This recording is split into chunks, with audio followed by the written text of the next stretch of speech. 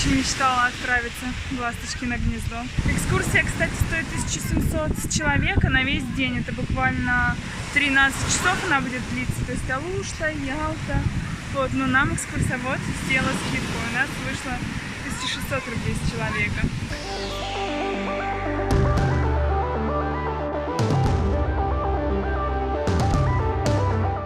И мы пришли в парк, где находится Воронцовский дворец. И вот там вот скульптура Рузвельт, Черчилль и Сталин. Покажу поближе.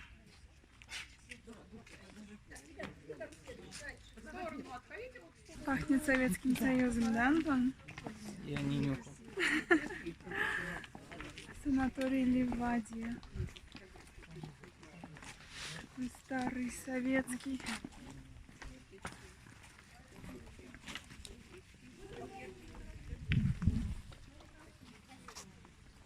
Больше не работает. Очень красиво. Не зря в Крым поехали, да? Отдыхать.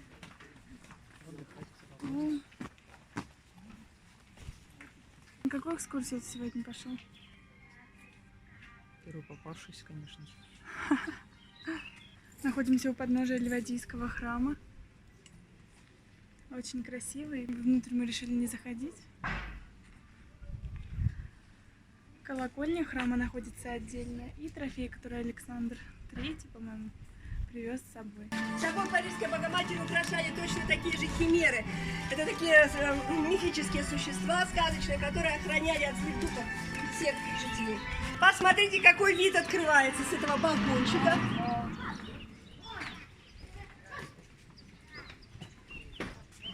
Это крыльцо обожал друг семьи последнего российского императора, скандально известный Григорий Распутин.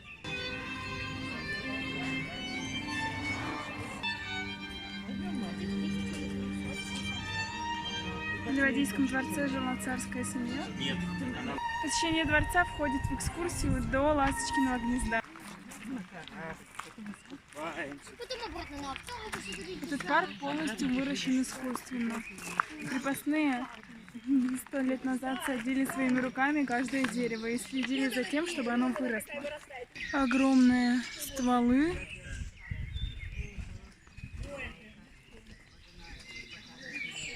Антон, Шутил. мы на подходе к озеру.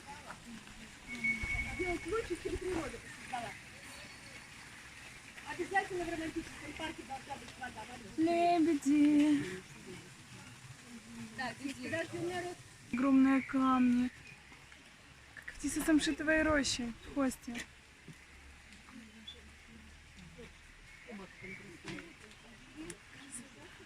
Вот сюда, в этот водопад, сливаются озера.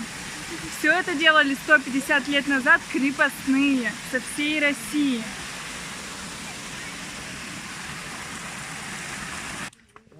Вау!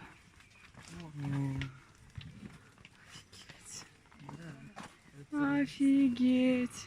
Сколько денег? Вот посмотрите, какое чудо было создано, да, руками крепостных мастеров. Воронцовский замок, он выполнен в английском стиле. Архитектором был Воронцов. И сейчас мы направляемся поближе, чтобы сфотографироваться, посмотреть все подробно.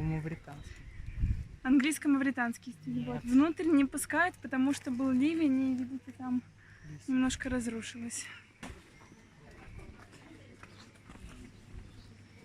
Я в Англии. Красота сзади. Антон, посмотри. Во время Второй мировой войны Сталин приказал взорвать этот замок, чтобы он не достался немцам, потому что Крым был захвачен, но директор этого замка, который был директором на тот момент, он пошел в обход приказу Сталина и оставил замок в живых, за что потом поплатился и отправился в сталинские лагеря. Но благодаря ему мы сейчас можем наблюдать эту красоту своими глазами. Какая же тут красота! Горы, замок, цветы. красота. море. Мои дорогие, обернитесь и посмотрите, как прекрасно дворец вписан в окружающую среду. Как он гармоничен с горой Айпетри, правда же? Как будто бы Айпетри. продолжение. Да, я ошиблась, он выполнен в мавританском стиле. Но с обратной стороны он все-таки напоминает английский дворец. Нет. Спорит и спорит, спорит и спорит. Внутри есть экскурсия, она стоит 300 рублей, но все говорят, что это того не стоит. Так как сейчас собор находится на реставрации, недавно был ливень, все разрушило, затопило, и открыты только 2 или 3 зала, и 300 рублей это точно не стоит.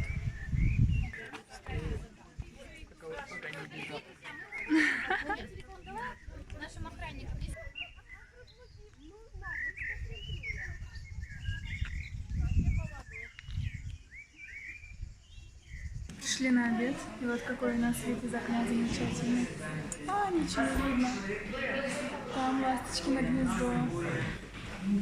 Только что нам дали на дегустацию местные вина. Мы продегустировали, очень вкусно. У них 20 градусов выдержка и 21. А там ласточки на гнездо. У чачи 60 градусов крепкость. Она на винограде. Пробовать я ее не стала, ее пробовал только Антон. Также мы пробовали коньяк 40-градусный и вина. Покупать не заставляют, но на всякий случай скажу, стоит литр 500 рублей, 1,5 литра 700 рублей. Если кто-то потерялся, и мы пошли отдельно. Чтобы больше никого не ждать и точно успеть на ласточки на гнездо, ведь у нас всего 30 минут до отправления на теплоходе Азов. Да, теплоход у нас будет называться Азов. Прямо как фамилия нашего друга. Идеальное море. Парус. Скала Парус. Я уже ближе к своей мечте. Да, у меня помимо поездки в Диснейленд и Нойншвайнштейн есть еще другие мечты. Travel мечты. Издеватели. Фотографы с обезьянками. Бедные животные. Пора уже запретить весь этот ужас. Фотографирование с животными. В общем, чтобы зайти внутрь ласточкиного гнезда, нужно заплатить 200 рублей. Не знаю, не хочу. Поднимусь на смотровую площадку. Вот она. И туда очередь.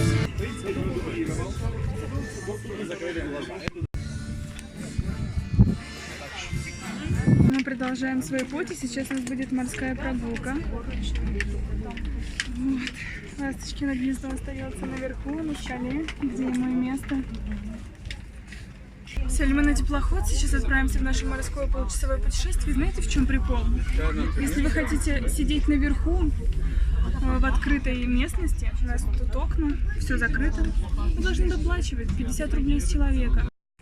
А мы уже идем на канатную дорогу, будем подниматься первый уровень.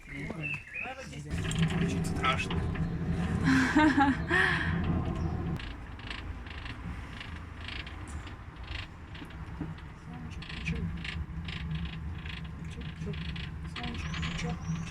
Вчера вечером мы приехали с экскурсией, называется «Ялтинские шедевры». К сожалению, после нее я вообще была никакая, потому что весь день ходили, смотрели достопримечательности.